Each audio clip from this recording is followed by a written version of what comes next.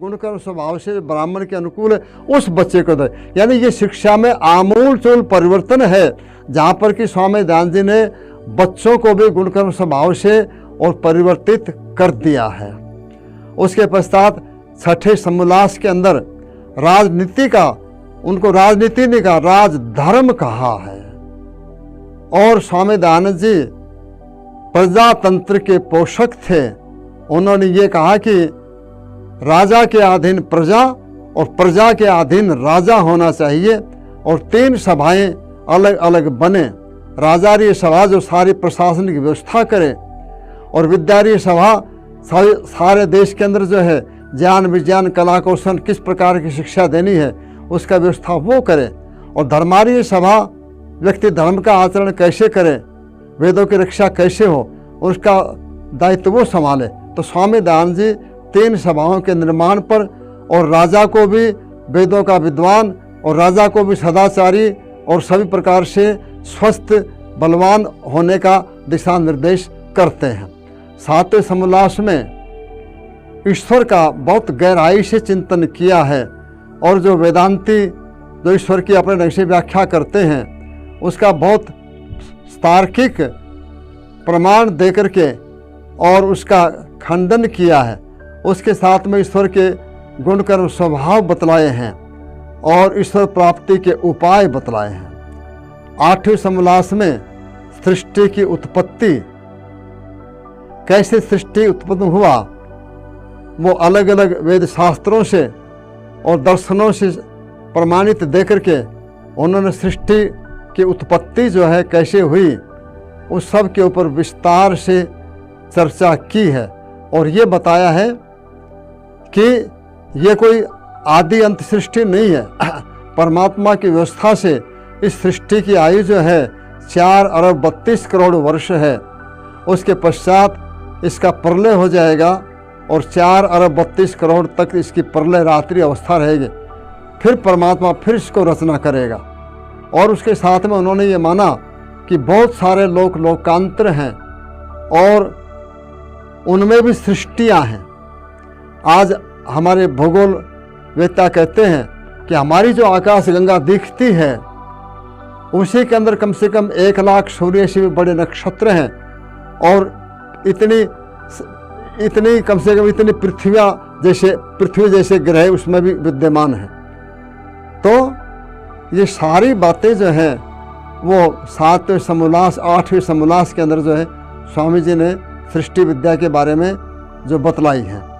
9वें समोल्लास के अंदर जो है विद्या अविद्या बंध और मोक्ष के बारे में विस्तार से चर्चा की है, और जीवात्मा अविद्या के कारण से अविवेक के कारण से जो है बंधन में आता है, और जब विवेक ज्ञान हो जाता है तो उसकी मुक्ति हो जाती है।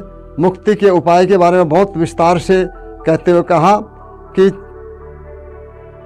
विवेक ज्ञान, सबसे पहले विवेक होना, 5 कोशों का ज्ञान करना, स्थूल शरीर, सूक्ष्म शरीर, कारण शरीर, और जागृत सुषुप्ति और स्वप्न स्थिति का और तुरीय स्थिति का ध्यान के द्वारा साक्षात्कार करना, 5 कोशों का साक्षात्कार करना, फिर आत्मा परमात्मा का साक्षात्कार करना।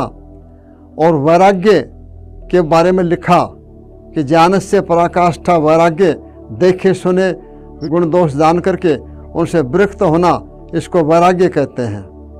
और सटक संपत्ति, शम, दम, मन की शांति, दम इंद्रियों का दमन, और उपरति, दुष्ट कर्मों से पृथक होना, तितिक्षा, योग साधना करते समय में, अच्छे काम करते समय में सर्दी गर्मी भूख प्यास राग द्वेष मान अपमान सबको सहन करके अच्छे काम को आगे करते जाना, इसको तितिक्षा कहते हैं। और श्रद्धा से करना, समाधान मन को शंकाओं से दूर करके और परमात्मा की भक्ति करना।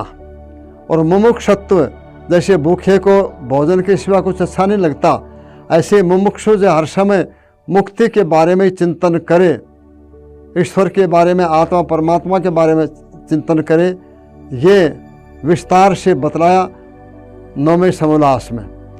और दक्षिण समोल्लास में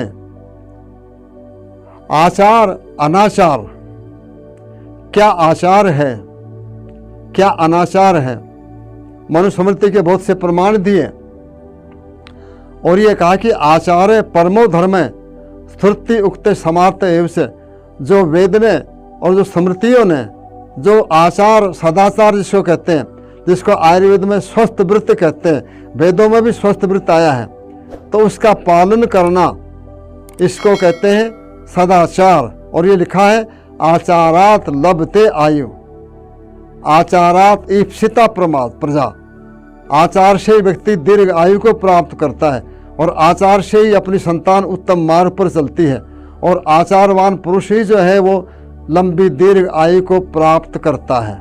उसके साथ में भक्ष्य अभक्ष्य के अंदर जो है चर्चा की और स्वामी जी कहते हैं कि भक्ष्य दो प्रकार का होता है, एक धर्म शास्त्रोक्त, एक वैदिक शास्त्रोक्त। धर्म शास्त्रोक्त क्या होता है कि भाई जो बुद्धि को लुप्त करे, बुद्धिर लुम्पते यद द्रव्यम मदकारी तद उचित, जो बुद्धि का लोप करे वो द्रव्य मदकारी होता है, जैसे कि मद्यपान है, सुरापान है और जो और अभक्ष्य जो पदार्थ है वो बुद्धि को लोप करते, इसलिए वो खाने के लिए धर्मशास्त्र मना करता है। और एक पदार्थ में कितने भी पौष्टिक पदार्थ हैं, कितने विटामिन हैं, कितने प्रोटीन हैं, कितने कार्बोहाइड्रेट्स हैं, कितने फैट्स हैं, लेकिन वो भोजन के खाद्य पदार्थ जो हैं वो बेईमानी से कमाए हैं, नंबर 2 की कमाई से खाएं, पाप की कमाई से अर्जित किए हैं, तो धर्मशास्त्र कहता है कि ऐसे भोजन को नहीं खाए, वो पाप की कमाई है, खाने वाले के मन को भी मलिन कर देता है। ये भक्ष्या भक्ष्य के बारे में धर्मशास्त्र का विचार है। और वैदिक शास्त्र जो है वो पदार्थों के गुण धर्म का वर्णन करता है। जैसे मान लिया लहसुन को ले लीजिए, आयुर्वेद क्या कहता है, अलंकार बांध दिया गया कि जब देवता अमृत का पान कर रहे थे तो छेना झपटी में कुछ जो बूंदें गिरी, उनमें से एक बूंद जो लहसुन बन गई। इसको आयुर्वेद में रसोन कहते हैं, जिसमें एक रस कम है और 5 रस विद्यमान है। और आजकल डॉक्टर्स जो हैं जिनको ब्लड प्रेशर है, जो हार्ट पेशेंट है, जो डायबिटीज़ की बीमारी से ग्रस्त है, जिनको गैस बनती है, उन सब के लिए लहसुन को कहते हैं कि लहसुन का प्रयोग करो। परंतु आयुर्वेद क्या कहता है कि ये तामसिक पदार्थ है, शरीर को तो लाभ करेगा लेकिन उत्तेजक है, और इसलिए युवावस्था में प्रारंभ में इसको खाएंगे तो निश्चित रूप से बात है कि धातु क्षीण होंगे, स्वप्न आदि विकार होंगे और मन के अंदर जो काम वासना जो है परेशान करेंगे। ऐसे दूसरे पदार्थ हैं। तो भक्ष्या भक्ष्य में कई दृष्टिकोणों से विचार करना चाहिए।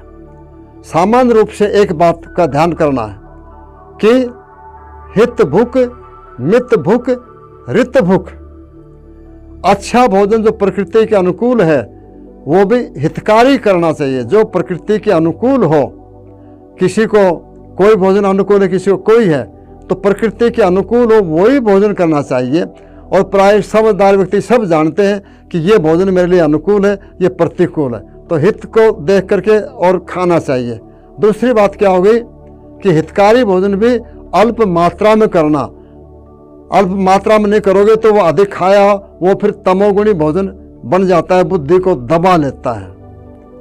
तो हित भूख भोजन भी मित भोजन करना, अल्प मात्रा में खाना।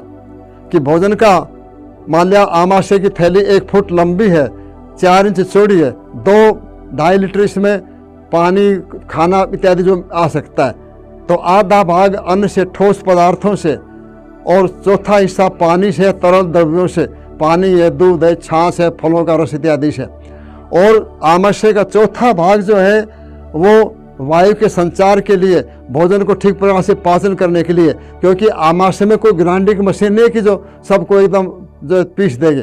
वहाँ तो मशक की बातें आमाशय की दीवारों से तरंगे उठती हैं, कभी भोजन को इधर धकेलती हैं, कभी इधर धकेलती हैं। तो यदि आमाशय खाली नहीं होगा तो तरंगे पूरी प्रकार से नहीं उठेंगे और बिना पचा भोजन जो है आंतों में जाएगा तो वो गैस बनाएगा, एसिडिटी बनाएगा, वो आम बात उत्पन्न करेगा और बहुत सारे रोगों को उत्पन्न करेगा। इसलिए हित भोजन भी मित भोग थोड़ा खाना और ऋतु के अनुकूल खाना, मेहनत की कमाई का खाना।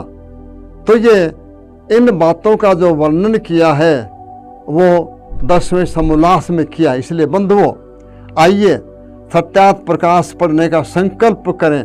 ये श्रावणी मास जो है ये स्वाध्याय करने का प्रारंभ का है।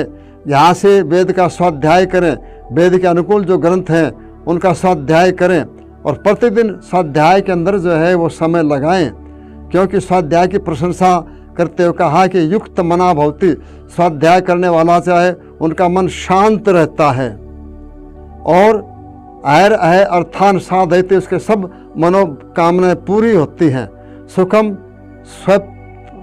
सुखम स्वपिति, स्वाध्याय करने वाला सुख की नींद सोता है और परम चिकित्सक चात्मनो भवति, अपनी चिकित्सा स्वयं करना जानता है। ऐसे बहुत सारे स्वाध्याय के नियम है।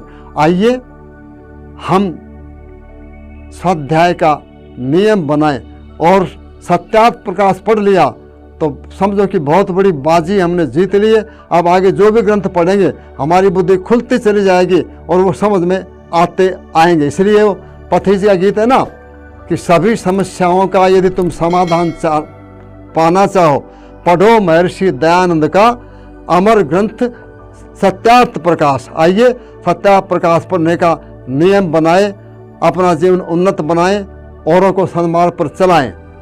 ओम शांति शांति शांति।